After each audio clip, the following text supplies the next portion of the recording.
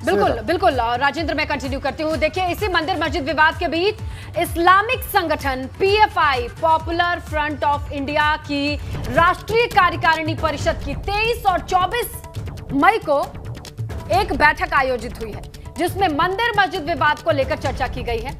और पीएफआई ने मुस्लिमों से अपील की है कि पूजा स्थल पर कार्रवाई का विरोध करें।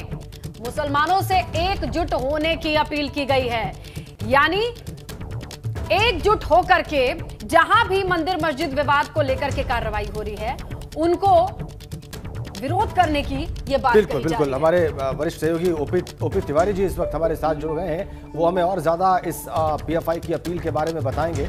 ओपी तिवारी जी, पीएफआई क्या कह रही है, क्यों कह रही है, बताएं। देखिए राजेंद्र, मैं आपको बता दूं, पीएफआई ने जो अपील की है उसमें स्पष्ट तौर पर जो कोर्ट ने जो डिसीजन दिया है उस पर निराशा प्रकट की है। उसने वजू खाने को लेकर जो बात आई है उस पर निराशा प्रकट की है, और कुल मिलाकर पीएफआई ने कहा है कि मुसलमानों को इसका विरोध करना चाहिए। राजेंद्र, मैं आपको बता दूं, पीएफआई का स्टेटमेंट अपने आप में बेहद अहम है। केंद्रीय एजेंसियों की निगाह पीएफआई के ऊपर एक बार फिर लग गई है, क्योंकि आज तक पीएफआई ने जहां जहां बयान दिए हैं उसके बाद कोई ना कोई गड़बड़ होनी शुरू हो गई है, चाहे वो दिल्ली के दंगे हो, चाहे उत्तर प्रदेश के हो या साउथ इंडिया के हो।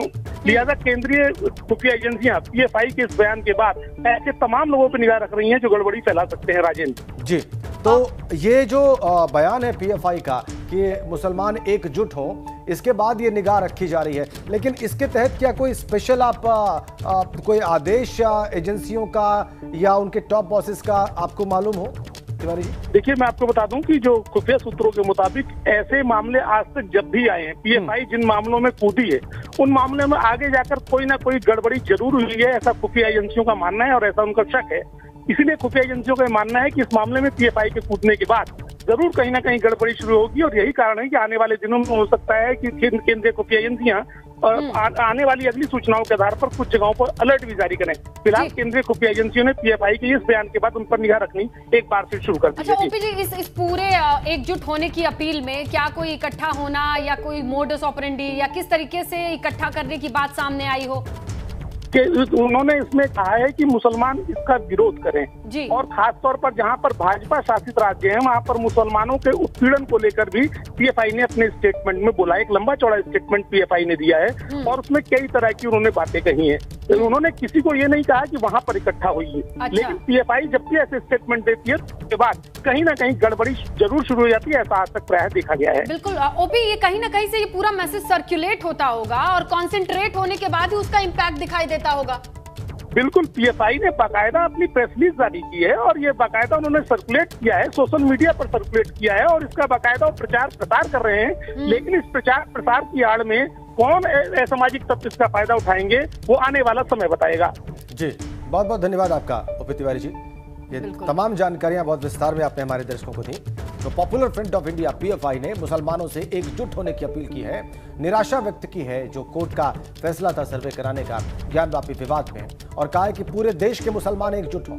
और इसके बाद केंद्रीय जो खुफिया एजेंसियां हैं वो एक बार और सतर्क हो गई हैं पीएफआई को लेकर और इनके मूवमेंट्स पर निगाह रखे हुए हैं।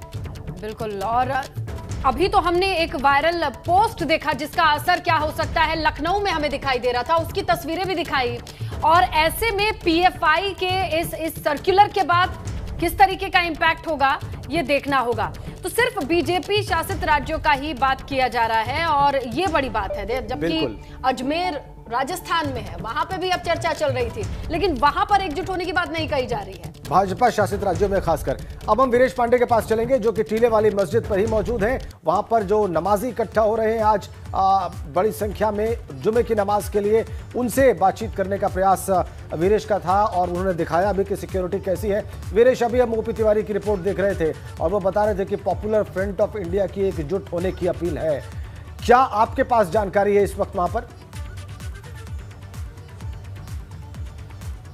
देखिए, मैं इस वक्त टीले वाली मस्जिद में खड़ा हूं और जो नमाज का वक्त है महज 16 मिनट रह गया है और ये जो नमाजी हैं वो बड़ी संख्या में वज़ू खाना में वज़ू कर रहे हैं। और अपने टेलीविज़न स्क्रीन पर आप देखिए टीले वाली मस्जिद के अंदर की ये तस्वीर है। ये वज़ू खाना है। वज़ू खाना ये अलग तरीके का है, ज्ञानवापी से अलग, जो तालाब से अलग वज़ू खाना है। और ये सारे नमाजी जो नमाज करने यहाँ आए हुए हैं वज़ू खाना में हाथ मुँह धुलकर और जो इस्लामिक रीति रिवाज है उसके माध्यम से ये फिर पॉपुलर फ्रंट ऑफ इंडिया की अपील का भी इन पर कोई असर है? वीरेश, एक बार जरूर आप पता करिए, चूंकि आप वहीं पर हैं और वो वजू कर रहे हैं नमाज के ठीक पहले, जो कि मैंडेटरी होता है नमाज के पहले, और पीएफआई की अपील भी हमारे सामने आ चुकी है मुसलमानों को एकजुट करने वाली।